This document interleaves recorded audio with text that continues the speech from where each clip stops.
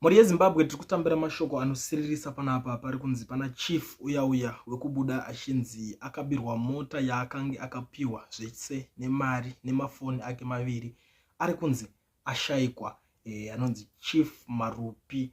Inyaya yatiri kutambira iko zvino inova nyaya inosiririsa mabudiro airi kuita Chief Marupi, who was recently robbed of his new Isuzu double cab official vehicle, is passed away. Chief Marupi of Dibilshaba in Gwanda South, who was 28, passed away this evening at Health Point Hospital in Harare after short illness. Born Ohengnari on 26 February 1996, he succeeded his father, Mr. Lawrence Nare, who died in 2008, installed as a chief in 2012 while still a minor. He officially took over the chieftains in 2014 upon turning 18.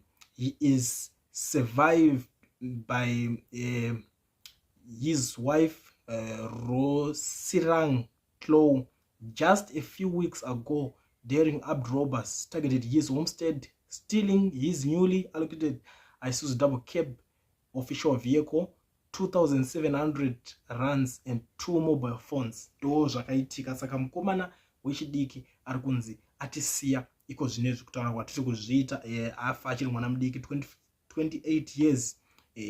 I think anokwanisa iye kana kuti the youngest chief in Zimbabwe kana tisiri kukanganisa, but ndo situation iripo hama dzadiwa.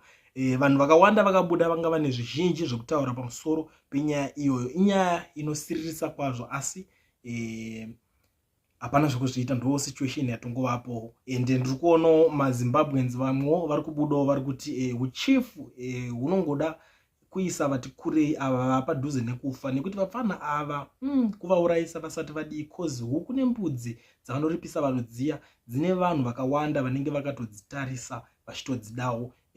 Umwe ari kuti you can't be chief at 28 and survive under normal circumstances in Zimbabwe. Those who grew up in rural areas understand this, kuti usabhuku chaiwo waitourayiranwa. What more chieftains at that age? Ndo mamwe mashoko mazhinji ari kutaurwa. Saka zvikureva kuti zvineka kuroyesa kazvinotoita izvozvo zviri kutaurwa according nemaZimbabweans vari kudayirawo nyaya iyoyi.